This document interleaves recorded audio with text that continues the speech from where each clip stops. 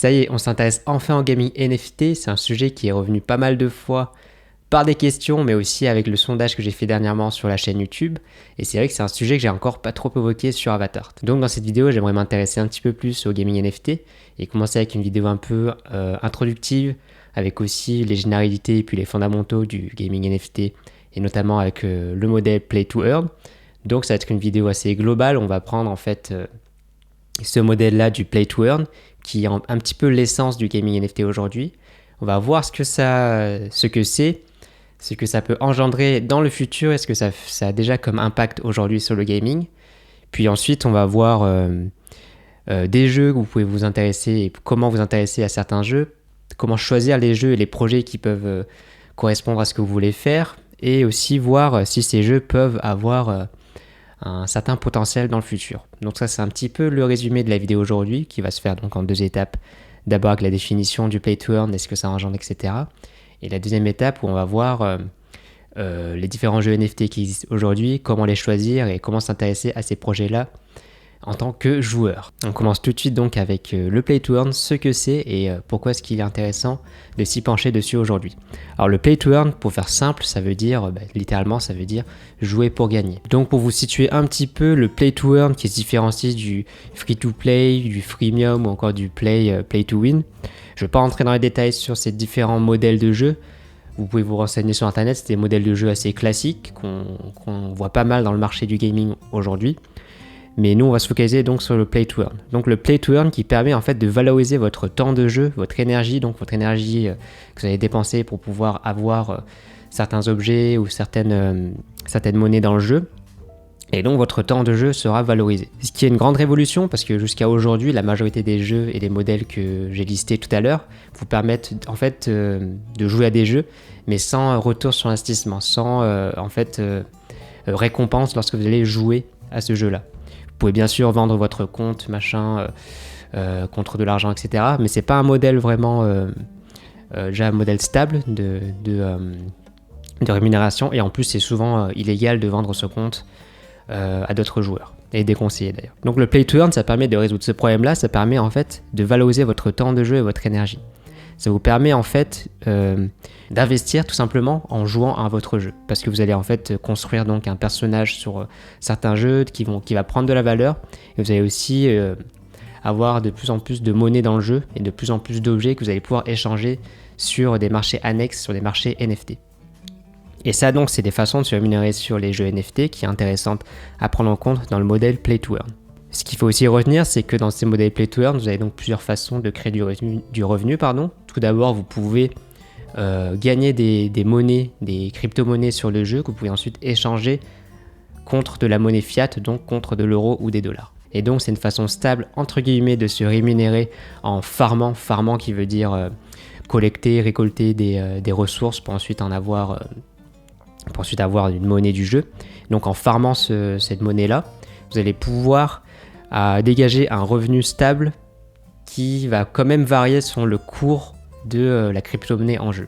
Je m'explique, en fait quand vous allez farmer une crypto-monnaie dans le jeu, donc un jeton qui correspond au jeu que vous allez jouer, imaginons que vous jouez avec Axie Infinity et que vous farmez, je ne sais pas si c'est possible d'ailleurs sur Axie Infinity de farmer la monnaie, mais imaginons que sur le cas, juste pour pouvoir illustrer, vous allez farmer le Axie Infinity, donc la monnaie du jeu, pour ensuite l'échanger contre de la monnaie fiat, de l'euro.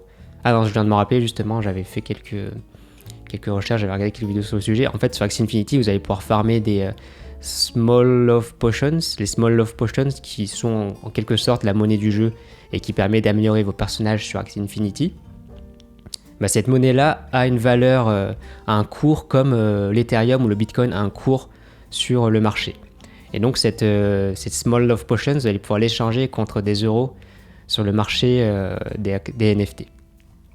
Donc il faut retenir que lorsque vous allez échanger ces Small Love Potions, elles vont pouvoir avoir une certaine valeur selon le moment où vous allez l'échanger.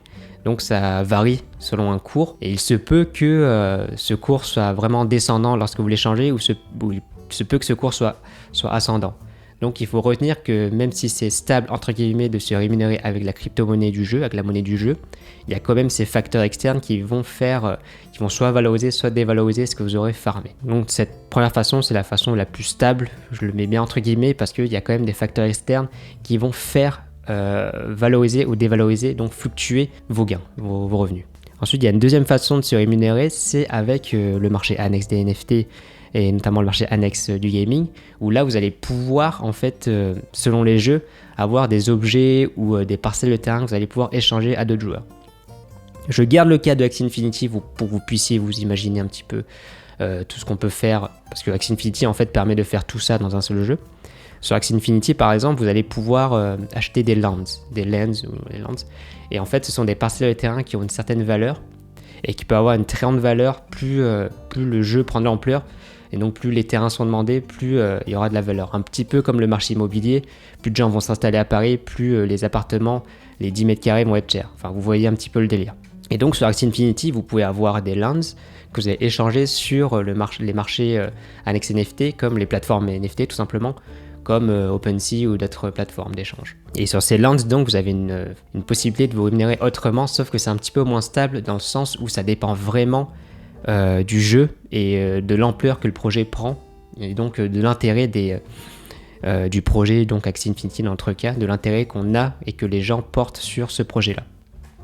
Donc c'est un petit peu moins stable que la première façon de se rémunérer, mais ça reste quand même une façon qui permet d'avoir de très grands revenus si jamais vous investissez au bon moment et si jamais vous savez trouver la pépite et le jeu qui va permettre qui va en fait décoller. Donc là c'est le cas d'Axie Infinity qui est déjà pas mal ancré dans le gaming NFT, mais il faut savoir qu'il y a énormément de jeux qui sortent chaque jour, donc je vous conseille de vous intéresser aux nouveaux jeux et de voir un petit peu si les valeurs que le jeu transporte, les histoires transportent vous intéressent avant d'investir ou même d'investir votre argent dedans. Oui, investir, je dis aussi, je compte aussi le temps et l'énergie que vous allez mettre dedans. Mais vous inquiétez pas, dans la seconde partie, on va voir un petit peu les jeux qui existent aujourd'hui, puis on va aussi voir comment s'intéresser à certains jeux et quels sont les critères à prendre en compte pour le faire. Mais pour en revenir donc pour se rémunérer sur le Play to Earn, vous avez donc les tokens et les crypto-monnaies que vous pouvez farmer, et aussi les NFT, donc les lands par exemple, que vous allez pouvoir acheter et revendre dans le but de faire une plus-value, comme une sorte d'investissement. Il faut savoir aussi qu'il n'y a pas que les lands, ça dépend des jeux. Sur certains jeux, vous avez par exemple des objets que vous pouvez échanger, comme des épées, des boucliers qui prennent de la valeur aussi, ou comme des cartes pour le cas de God Unchained que j'ai évoqué dans une autre vidéo.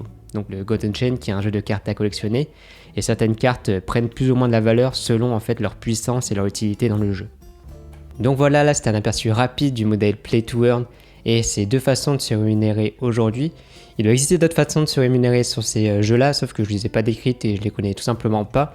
Donc si jamais vous en connaissez et vous êtes un peu plus expert sur le sujet, n'hésitez pas à vous partager vos connaissances avec les autres pour qu'on puisse aussi en apprendre davantage. Donc dans la suite de la vidéo, ce qu'on va faire maintenant, c'est qu'on va voir comment choisir un jeu NFT, comment le choisir selon différents critères qu'on va voir plus en détail juste après. Puis on va aussi présenter et voir ensemble différents jeux NFT qui prennent de l'ampleur pour que vous puissiez en fait avoir un aperçu des jeux qui existent aujourd'hui. Donc pour choisir votre jeu NFT, je vous conseille de vous baser sur 4 critères qui permettent de prendre en globalité un petit peu le jeu. Donc tout d'abord le premier critère qui est l'accès au jeu, ce qu'il est simple d'y accéder. Que ce soit donc un jeu qui est disponible sur ordinateur, qui soit disponible sur Mac, ou encore sur mobile, ça va vous permettre en fait de savoir sur quel device vous allez jouer. Et donc si vous êtes principalement un joueur ou une joueuse qui joue sur mobile, eh bien certains jeux vont pouvoir être plus compatibles alors que d'autres existent exclusivement sur ordinateur. Ensuite, il faut savoir aussi sur quelle blockchain le jeu fonctionne, parce que si c'est sur une blockchain où vous n'aimez tout simplement pas les valeurs, ou vous n'avez pas de portefeuille sur cette blockchain là, où elle ne vous intéresse pas du tout, il y a des jeux qui vont pouvoir en fait fonctionner seulement sur cette blockchain là. Donc à savoir aussi quelle blockchain utilise le jeu. Ensuite il y a aussi cette question de budget dans ce facteur de l'accès au jeu. Pour accéder à un jeu, il y a un certain budget qui peut être demandé. Prenons par exemple Axie Infinity qui demande d'investir dans au moins 3 Axies pour pouvoir jouer, 3 Axies qui représentent plusieurs centaines de dollars aujourd'hui. Donc c'est une barrière à l'entrée. Pour accéder à ce jeu, il vous faut avoir une certaine base monétaire en crypto-monnaie, donc c'est l'Ethereum pour Axie Infinity, pour pouvoir acheter donc ces axes et pouvoir donc jouer au jeu. Maintenant on passe au deuxième critère qui sont tous les facteurs directement liés au jeu. Par exemple le temps de jeu, est-ce que ce jeu vous demande beaucoup de temps et beaucoup d'investissement en temps, en énergie pour pouvoir dégager quelque chose? Parce qu'il faut savoir qu'il y a des jeux plus ou moins chronophages. Il y a des jeux qui demandent tout simplement 10-15 minutes de temps de jeu par jour pour pouvoir dégager quelque chose d'intéressant, et d'autres qui vont demander plusieurs heures. Donc ça, c'est un truc à prendre en compte. Ensuite, dans ce critère-là, il faut aussi savoir si le jeu vous plaît tout simplement dans son histoire, dans ses graphismes, dans son fonctionnement, etc. Parce qu'il faut savoir que, outre ce côté rémunération, c'est aussi du temps que vous allez investir. Donc il faut que ce temps soit investi dans quelque chose qui vous plaise. Sinon, je trouve que investir du temps dans des jeux qui ne nous intéressent pas du tout, mais qui vous permettent tout simplement de gagner de l'argent, il y a d'autres façons de gagner de l'argent bien plus efficaces aujourd'hui que le gaming NFT si les jeux vous plaisent pas. Donc à prendre en compte tout ce côté gameplay, ce côté bande-son, ce côté graphisme, histoire, etc. Il faut que le jeu vous plaise. Enfin, je vous conseille en tout cas de vous intéresser à un jeu qui vous plaît avant d'investir votre temps, votre énergie et même un petit peu d'argent dans ces jeux-là. Donc ça, c'était le deuxième critère, tout ce qui est lié au jeu directement. Maintenant, on va passer au troisième critère qui correspond en fait à l'économie du jeu. Donc dans l'économie du jeu, on va se référer à ce qu'on a vu dans le modèle Play to Earn, à voir en fait si les jetons, donc les crypto-monnaies du jeu, prennent de la valeur, si leurs cours sont plutôt en évolution et en une courbe plutôt ascendante, ou si plutôt sur le long terme la courbe est descendante. Et ça va vous permettre de savoir si un jeu en fait prend de la valeur par sa communauté, par aussi l'engouement qu'on a par rapport au jeu. Donc s'il y a des joueurs qui font une bonne promotion, qui aiment ce jeu et le consomment, naturellement la crypto-monnaie liée au jeu va prendre de la valeur. Donc si c'est une crypto-monnaie, un jeton lié au jeu qui est plutôt descendant depuis plusieurs mois et qui continue que de descendre, peut-être qu'il est moins intéressant de s'intéresser au jeu en question. Parce que oui, dans ce troisième critère qui sont donc la valeur du jeu, si par exemple vous farmez énormément de crypto-monnaies dans le jeu mais que sa monnaie se dévalue dans le temps, eh bien vous allez perdre énormément d'argent et de temps parce que en fait tout ce que vous aurez mis en énergie et en temps dans le jeu va pouvoir être dévalorisé par une courbe descendante. Donc si jamais vous avez farmé par exemple 1000 euros, une valeur de 1000 euros aujourd'hui, et que dans 3 mois cette valeur descend 500 euros, même si vous continuez à farmer, etc., vous allez en fait perdre de l'argent et du temps. Donc à prendre en compte dans ce troisième critère qui est un petit peu l'économie du jeu, voir si un jeu prend de la valeur et si sa crypto-monnaie, son jeton associé prend de la valeur avant de vous intéresser à ce jeu-là. Donc je vous conseille de faire un tour sur les courbes des jeux et des tokens en question avant d'investir de l'argent et du temps sur ces jeux-là. Ensuite, le quatrième critère à prendre en compte, c'est tous les facteurs qui permettent de définir la réputation d'un jeu et son intérêt sur le long terme. Je m'explique. Si un jeu a une grosse communauté, si un jeu a un bon marketing et si un jeu fait parler de soi et ne fait donc que grandir en popularité et donc aussi en population, mais il y a plus de chances que son économie, donc on a vu dans le troisième critère, que son économie soit ascendante et que les courbes augmentent. Et donc si jamais vous tombez sur un jeu avec une communauté forte et avec beaucoup d'échanges et beaucoup d'interactions et avec un marketing fort et que ce jeu-là prend de plus en plus de popularité et qu'il y a de plus en plus de gens qui s'y intéressent et qui jouent, il y a plus de chances que l'économie du jeu, donc on a vu dans le troisième critère, soit ascendante et qu'il y a plus de chances que les jetons que vous allez farmer prennent de la valeur. Donc je vous conseille aussi de vous intéresser à la communauté du jeu, à vous intéresser à tout le marketing qu'il y a autour de ce jeu-là. Et si jamais vous tombez sur un jeu tout simplement par hasard, ça veut dire qu'il y a un marketing qui est plutôt fort et donc il y a peut-être une communauté et un projet qui a un potentiel plus grand que les projets dont on n'entend pas parler. Donc voilà, ce sont les 4 critères qui vont vous permettre de choisir un jeu qui peut être intéressant pour vous, tout d'abord par son gameplay, son intérêt, etc., mais aussi par son côté investissement en temps, en énergie et en argent, pour ce côté retour sur investissement du modèle Play to Earn. Bon, maintenant je vais vous parler un petit peu de quelques jeux que j'ai pu essayer ou que je me suis intéressé aujourd'hui. Tout d'abord, je vais vous parler de Axie Infinity. Je pense que c'est le jeu NFT aujourd'hui qui a le plus de valeur et qui a aussi le plus de joueurs aujourd'hui.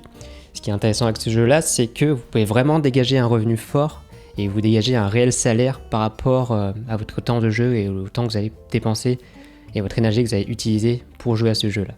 Alors le principe de ce jeu-là, c'est que, je vous présente rapidement parce que j'ai fait pas mal de recherches sur le sujet. Le principe de ce jeu-là, c'est que vous allez jouer avec donc des axes qui sont des créatures que vous allez élever, et vous allez commencer avec 3 axes. Et comme je l'ai dit tout à l'heure sur la partie sur l'accès au jeu, le critère sur l'accès au jeu et sa barrière à l'entrée, le problème de Axie Infinity, c'est que par sa popularité, pour avoir des axes, donc des axes qui sont des NFT qui vous permettent de jouer au jeu, il en faut 3 donc, mais il faut dépenser plusieurs centaines de dollars pour commencer. Alors qu'il y a moins d'1 an, pour avoir accès à ces 3 mêmes axes, ces axes valaient beaucoup moins que 100 dollars. Donc on voit vraiment l'évolution du jeu qui prend de la valeur, et aussi donc les barrières à l'entrée qui deviennent de plus en plus grandes. Parenthèse fermée sur la barrière à l'entrée, ce qui est intéressant avec les axes, donc, c'est que ça vous permet de dégager un revenu stable et un revenu fort. Pourquoi ? Parce qu'en fait c'est le jeu qui a le plus grand nombre de joueurs aujourd'hui, et donc il y a le plus grand nombre de transactions, et donc tous les objets prennent de la valeur dans le jeu. Sur Axie Infinity, ce que vous allez faire en fait, c'est que vous allez jouer donc avec des axes, les 3 NFT que vous allez acheter pour pouvoir jouer à plusieurs centaines de dollars.